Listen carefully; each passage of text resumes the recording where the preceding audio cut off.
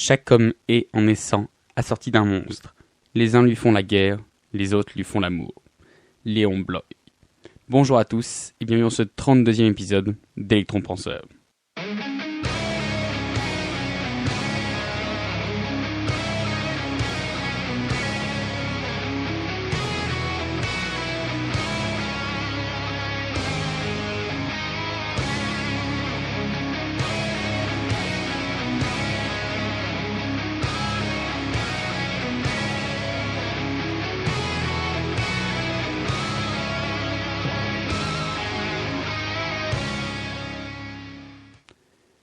Donc bonjour à tous, à auditeurs.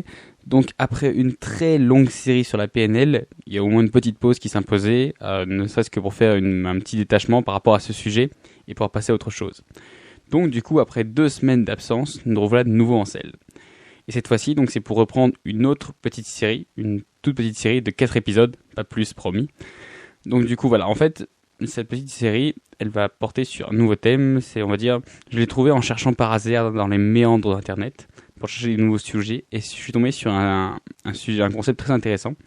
Donc du coup, que je vais vous expliquer aujourd'hui et dans l'épisode d'aujourd'hui et dans les 3 prochains, à savoir les chronotypes. Alors là, la question que vous vous posez tous, si, je vois bien que vous vous la posez, c'est qu'est-ce encore que cette merde? Alors, du coup, comme d'habitude, quand on a un petit mot qu'on comprend pas et qu'on est en 2019, qu'est-ce qu'on fait? On demande à ce bon vieux tonton Wiki qui nous dit « Le chronotype est une manifestation du rythme circadien qui définit la préférence d'une personne pour des activités plus matinales ou plus vespérales. » Vespérales, ça veut dire du soir. En clair, c'est la bonne vieille division, les couches-tard et les lève-tôt. D'ailleurs, on va dire même dès le début de cette division, il y a déjà une référence au monde animal. Parce que oui, en fait, ce que je vous ai pas dit, c'est que là, c'est les chronotypes, mais les chronotypes animaux. Donc du coup, là, dès le début quand il y avait déjà les couches-tard et les lève-tôt, il y avait déjà cette dichotomie par rapport aux animaux, qui étaient les oiseaux de nuit, donc voilà pour les couches-tard, et les oiseaux du matin pour les lève-tôt. Donc du coup, la classification dans l'une de ces catégories, elle se fait généralement à partir de nombreux tests, donc qui sont souvent sous la forme de questionnaires. Donc notamment le plus connu, c'est le questionnaire de matinalité-vespéralité, donc qui en abréviation fait MEQ, qui a été conçu par Horn et Osterberg en 1976. Mais donc du coup, ça, on va dire, c'est les prémices de se dire, bah voilà, il y a des gens qui sont plus aptes à vivre le soir. Et il y en a d'autres qui sont plus aptes à vivre plus le matin tôt.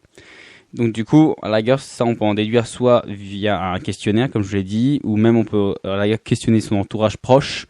Donc voilà, ça peut être votre famille, votre copine ou quelqu'un qui vous connaît quand même suffisamment pour savoir quand vous êtes fatigué, ce que vous faites ou autre. Ou alors même juste en faisant une petite introspection sur vous-même, vous arrivez plutôt à savoir si vous avez plus de pêche à 4h du matin ou autre que à 8h le matin en vous levant. Donc du coup, à la rigueur, le concept que je voulais vous présenter aujourd'hui, il va encore plus loin que cette simple division binaire de oiseaux du nuit et oiseaux du matin. Donc du coup, là en fait, c'est une division en 4 parties, donc qui a été développée par le docteur Michael Bruss. Donc en fait, lui, il définit les chronotypes en 4 familles de comportements distincts. Et donc du coup, pareil que pour les oiseaux, il leur donne aussi des noms d'animaux. Donc il y a les dauphins. Donc les dauphins, c'est des petits dormeurs pour qui juste quelques heures de sommeil, ça suffit. Les lions, ce sont souvent les personnes qui sont des lève-tôt, donc qui sont aussi souvent même les couches-tôt, parce qu'ils ont besoin d'une grande période de sommeil, mais à la rigueur, pour eux, se lever à 5h du matin, ça les dérange pas. On a les ours après, qui sont très adaptables, c'est-à-dire que les heures de coucher et de lever, elles peuvent varier d'une journée à l'autre. Et là, c'est des gros dormeurs, mais ils arrivent quand même, à se rattraper. Voilà, s'il y a un soir où ils se couchent, voilà, ils peuvent se coucher à 2h du matin et après ils se lèvent à midi. Comme ils peuvent se coucher à 19h, ils se réveillent à 8h, voilà, ils arrivent bien à s'adapter. Et du coup, enfin, on a les loups, donc les loups qui sont les couches-tard. Donc après, vous vous doutez bien que ces animaux, ils n'ont pas été choisis au hasard, ou même juste pour que ça fasse stylé de dire « ouais, je suis un lion » ou « je suis un loup ». Mais en fait, c'est parce qu'ils correspondent au vrai rythme de vie des animaux dans la nature. On va dire que finalement, même ces chronotypes, donc là, je vais vous les développer chacun dans un épisode distinct, voilà, si vous m'avez vu venir. Donc du coup, en fait, les chronotypes, il faut savoir qu'en fait, c'est pas des comportements qui sont ancrés et qui bougent pas tout au long de votre vie. En fait, c'est même souvent, c'est même très souvent le cas. En fait, vous passez d'un chronotype à l'autre différent tout au long de votre vie. Mais à la rigueur, quand je vous dis que voilà, vous changez, ça que vous pouvez être pendant un moment un dauphin, puis après devenir un ours, et après devenir un lion, voilà. vous pouvez passer par différents éléments. Mais quelque chose que j'ai retrouvé quasiment partout, en fait, c'est que ce changement, il est presque toujours interne. C'est-à-dire qu'il ne dépend quasiment jamais de votre environnement. Ça veut dire que vous deviendrez peut-être un dauphin un jour, voilà, peut-être qu'il y a quelqu'un qui n'a pas besoin de beaucoup d'heures de sommeil, mais à la rigueur, c'est pas parce que vous êtes veilleur de nuit ou que vous enchaînez 5 boules en même temps. C'est-à-dire que si vous changez, on va dire que c'est votre cycle intérieur plus ou moins qui s'est basculé, voilà, par rapport à votre psychologie ou autre. Mais on va dire c'est pas en forçant c'est pas l'environnement en forçant dessus qui va réussir à faire plier votre vous à l'intérieur, et donc du coup à adapter votre rythme de sommeil par rapport à ça.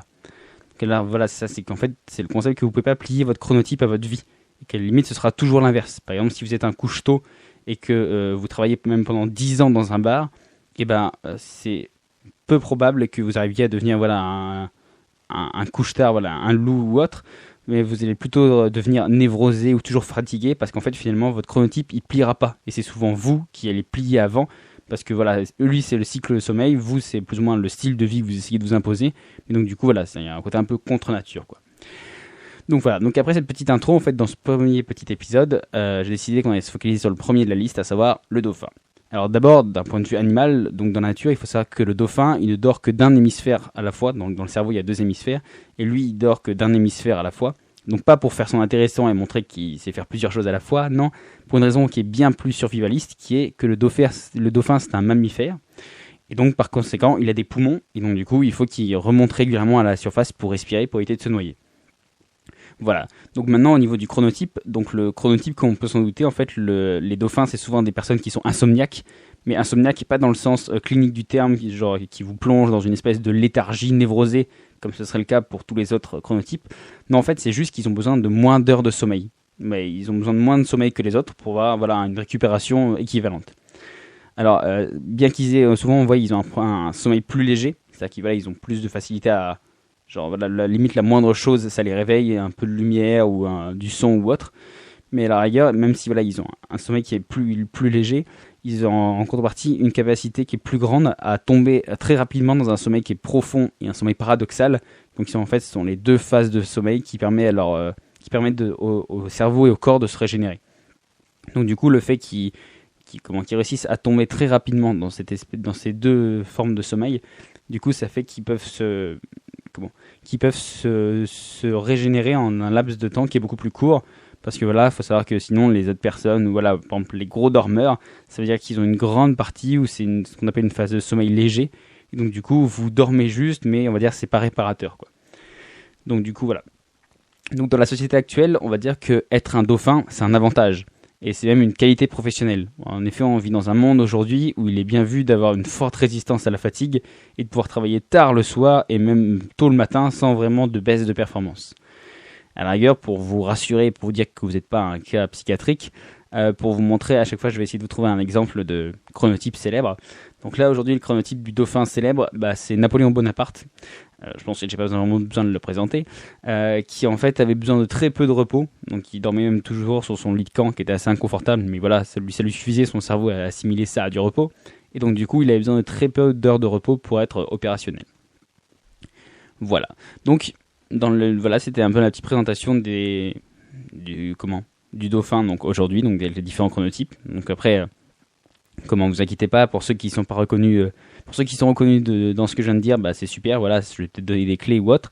Pour ceux qui sont pas reconnus, vous inquiétez pas, les 3 autres, je vais me diviser sur les autres chronotypes. Donc du coup, là, vous inquiétez pas, vous faites forcément partie d'un des 4, sinon ça veut dire que vous dormez pas, et si vous ne dormez pas, vous êtes une machine, et si vous êtes une machine, c'est que vous écoutez cet épisode beaucoup trop tard. Voilà, donc après avoir fait cette petite présentation, je vais vous faire le petit call to action du jour, donc le petit passage à l'action, comme à la fin de tous les épisodes. Donc du coup, comme vous en doutez, le call to action du jour, il sera uniquement réservé aux dauphins, donc pas de panique pour les autres, votre tour reviendra tôt ou tard. Donc voilà, donc le call to action, du coup, il sera plus sous la forme de conseils de gestion de votre vie, pour essayer d'essayer de mieux vivre avec votre animal intérieur. Oui, je sais, ça fait très indien vu comme ça, mais repose tout de suite ce calumet de la paix, je t'ai vu. Voilà, donc en fait, finalement, les dauphins, souvent, ils ont le réveil qui est difficile. Donc on va dire pour tous les autres aussi, mais on va dire que pour eux, plus que les autres.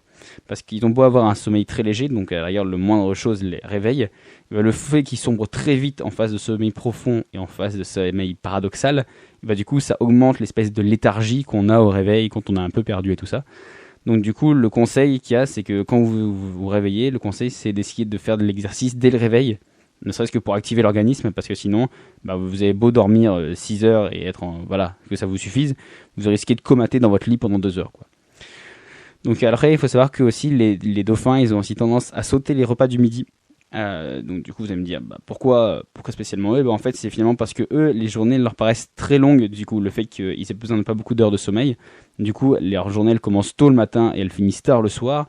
Et donc du coup, pour eux, c'est pas forcément très naturel de manger pile à midi. Donc du coup, des fois, ce qui peut arriver, c'est que ils sautent le lunch, le repas du midi. Et donc du coup, là, ils prennent une espèce de lame de fond, de coup de barre en plein après-midi, vers 15h, 16h. Parce que là, leur organisme, il dit, oh, et ça va faire presque 10 heures que j'ai pas mangé, là, j'ai faim, là. Voilà. Donc, à la rigueur, la technique qu'il y a, c'est d'essayer de vous mettre un petit rappel. Oui, je sais que pour certains, ça va paraître un peu bizarre, mais un petit rappel pour manger. Donc du coup, pour éviter de prendre l'énorme coup de fatigue qui vous attend sinon en plein après-midi. Pour au niveau du soir, sinon après, le conseil que je vous donne, c'est de pas essayer forcément d'aller vous coucher trop tôt, parce qu'on va dire que sinon vous allez, entre parenthèses, perdre du temps, à attendre un sommeil qui va venir finalement que dans 1 heure ou 2. Si vous vous couchez, je sais pas, à 20h pour vous dire, parce que je suis un peu fatigué ou autre, ça ne changera pas grand chose, parce que vous, on va dire, votre cycle de sommeil, lui, il commence, on va dire, quand la nuit est déjà bien avancée. Et donc du coup, ça sert à rien. Si vous allez vous coucher à 20h, vous risquez de passer 2-3 heures à attendre un sommeil qui viendra pas, parce que votre organisme, plus ou moins, il est pas réglé pour. Donc en fait, l'idéal, c'est plutôt d'aller jusqu'au moment où justement cette petite fatigue, elle commence à se faire ressentir, et là, vous pourrez avoir un sommeil optimal. Donc du coup, c'est souvent vers 23h, 23h30 à peu près. Au niveau de votre période d'activité optimale, donc j'entends là pour apprendre, pour prendre des décisions importantes ou autres. Donc vous, en fait, les dauphins, elle est entre 15h et 21h, soit finalement la plus grande période des chronotypes. Des différents, il y en a où c'est beaucoup plus réduit ou des endroits beaucoup plus ciblés. Donc du coup, là, plus ou moins, vous avez la plus grande partie de la journée où vous êtes productif à fond, donc c'est super.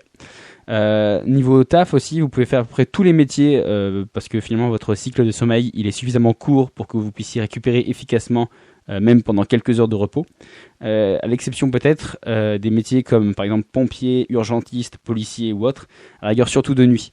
Parce que comme je vous l'ai dit, en fait, même s'il faut peu d'heures de sommeil à votre cerveau pour qu'il se régénère, en un court laps de temps, il arrive à se régénérer.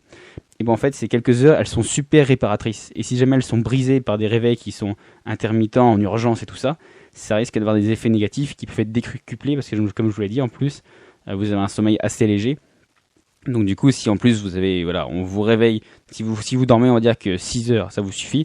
Si on vous réveille toutes les 2 heures ou toutes les heures pour courir à droite à gauche, ça risque de vous briser encore plus que quelqu'un qui aurait l'habitude de dormir 10 heures, mais pour qui finalement c'est un peu moins, pour qui les heures de sommeil elles sont un peu moins réparatrices, on va dire, parce que les vôtres, comme elles sont vraiment concentrées, le fait que vous les brisiez, ça va avoir un effet encore plus négatif. Après, je vous dis ça, c'est pas le but. Je sais pas si vous êtes urgentiste ou autre et que vous vous rendez compte que vous êtes un dauphin. Le but, c'est pas d'aller quitter votre taf ni rien ou de changer de vie. Là, ce que je fais, c'est juste vous présenter les conditions idéales par rapport aux différents types de sommeil qui peut exister. Donc, on va dire finalement, en conclusion, être un dauphin, c'est un peu la bonne pioche dans la société actuelle, parce que vous pouvez travailler tôt le matin et tard le soir, apprendre toute la journée tout en étant aussi efficace. Mais à la rigueur, finalement, les dauphins, c'est souvent un état passager. C'est très rare les gens où toute leur vie, quelques heures, je sais pas, entre 5 et 7 heures, souvent on donne les dauphins, ça leur suffit toute leur vie, parce qu'il y a un moment où, même si vous le sentez pas, il y a une espèce d'usure chronique, tout doucement, et finalement le corps il finit par s'épuiser. Après, quand vous vieillissez ou autre, il vous faut plus d'énergie et tout ça, et finalement vous finissez par avoir besoin d'un peu plus de sommeil. Et donc du coup, c'est pour ça que c'est assez rare de rester un dauphin toute sa vie, et que souvent finalement on finit par évoluer. Donc du coup, sur cette petite présentation, moi je vous dis, je vous laisse, et puis je vous dis à la semaine prochaine pour de nouvelles aventures. Ciao!